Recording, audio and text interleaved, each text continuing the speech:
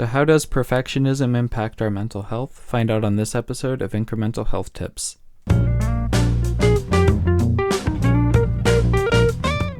Welcome to IncreMental Health Tips. My name is Jared, and as always, I'm joined by my co-host Liz. Today we're going to be discussing perfectionism and how it impacts our mental health. Now, a little bit of background for our viewers and listeners. I was in my over the course of my daily reading last week, I came across an article in the Harvard Business Review, which we'll link in the description, that was on how perfectionism can hamper productivity. And so this article I thought was really interesting, and so I sent the article to you, Liz, and as somebody who is a practitioner who deals, one of the specific issues you deal with clients is perfectionism and dealing with the negative facets of that. I sent it to you and it sparked a really interesting conversation, and so that was sort of the inspiration for this episode. So what stuck out to you about this article? Well, the main thing that stuck out to me is that even though I talk about perfectionism regularly, this article covered points that I don't cover. And so it seems like, there's a lot of different aspects of perfectionism, and that a lot of times people can struggle with this without really realizing that they're struggling with it. Well, that's a good point, because a lot of times the people I know who may consider themselves perfectionists are highly functional people. Perfectionism isn't really associated with a lot of negativity, because if you're a perfectionist, it means you have high standards, you work hard. So it's important to understand that, but perfectionism does have some pitfalls and can lead to some negative behaviors, and this article just does a really great job at diving into some of those specific behaviors as they relate to our daily lives. So the first point is on a reluctance to make things unimportant, because if you're a perfectionist, everything is important to you, and so that obviously can manifest into some really negative behaviors and patterns of thinking. Like what have you seen in your practice? Yeah, well, this inability to designate things as unimportant, it can lead to decision fatigue. And it can result in people spending a lot of time on decisions that don't warrant the time being spent on them. So recognizing how much time a specific decision needs, and then, just making a quick decision sometimes, or delegating a decision to an employee if you have employees, those things can help with taking some of that burden off. Well, that's a really important point. Not every important decision that we make requires lots of time. Just, for example, if you drive, having car insurance is really important, but the amount of time you need to invest into obtaining car insurance is probably not very much compared to some other things that are also important. And so it's important to, as you say, evaluate the amount of time we need for a decision, and also delegate what we can. During my undergraduate years, I worked as a research assistant for a professor at the university, and a lot of what my job was to do the research and do a lot of legwork for then him to look over all the work I've done and then kind of curate that, because he didn't have the time to read all the articles, so it was up to me to compile it. So that's an example. If he was a perfectionist and had to read every article, he wouldn't get anything else done. Yeah, and I think with things like the first time you're buying car insurance, that's probably going to take you longer because you have more to learn with making that decision, but that decision should become easier and quicker over time. So as well, recognizing that first decision might take longer, but then you've got to learn to spend less time and trust your gut on some of these things.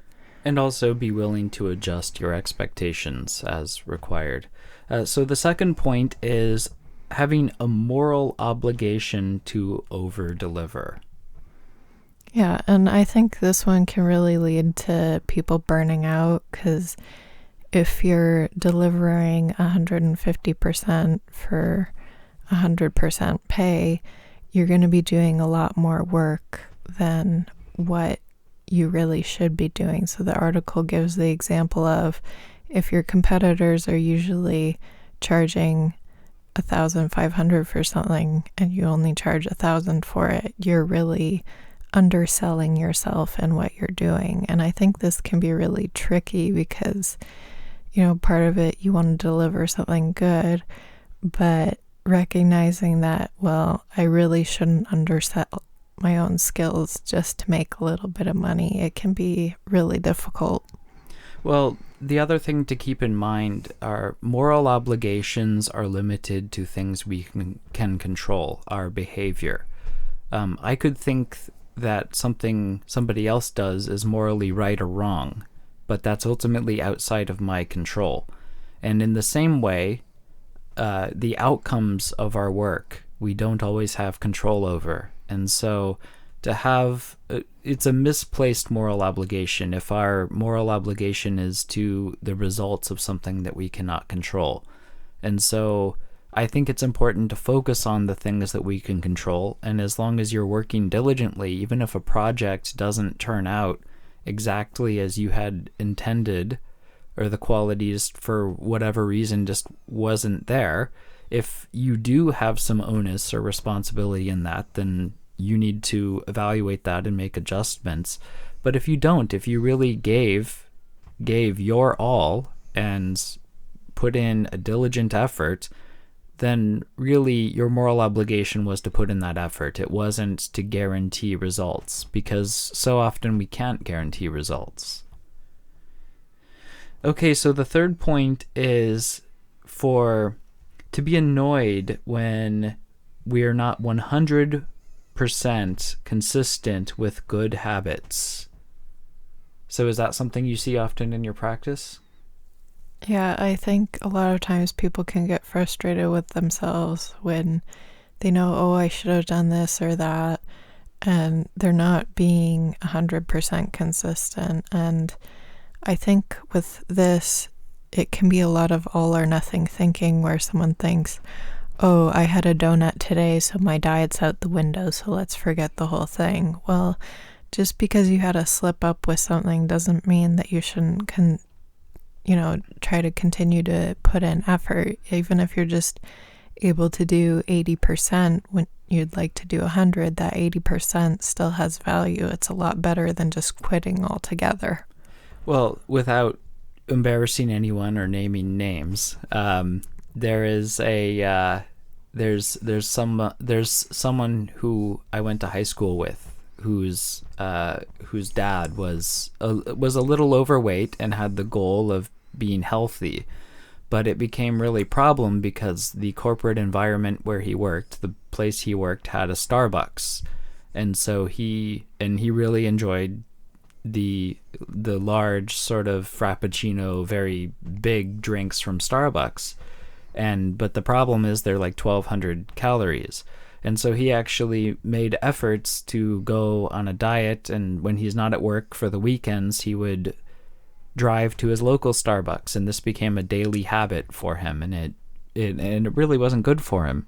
And so his solution is, okay, well, he thought I need to exercise more, so I'm going to walk to Starbucks. And so what the pattern of behavior came to become was he would walk to Starbucks, he would order then his 1,200 calorie drink and drink it, and then feel completely defeated because he feels like he failed in his goal of trying to get in better shape, and he would just end up calling his wife to come pick him up instead of walking back. Now, it's a really good example of that, because it can be frustrating when we're trying to eat healthy and we fall back into old habits. But instead, maybe a better approach for this would be to just order something with fewer calories, or order a smaller sized drink, and you can still celebrate that as progress, as a step towards success. Yeah, and I think a lot of times people, they want to get that perfect result right away, and they can get frustrated with that, slow change. Sometimes making a small change that you can stick with has more value than making 100% of the progress all at once. The other thing too, and related to this point, is a lot of perfectionists I know, if things are not done in an optimal way, they just will completely give up on it.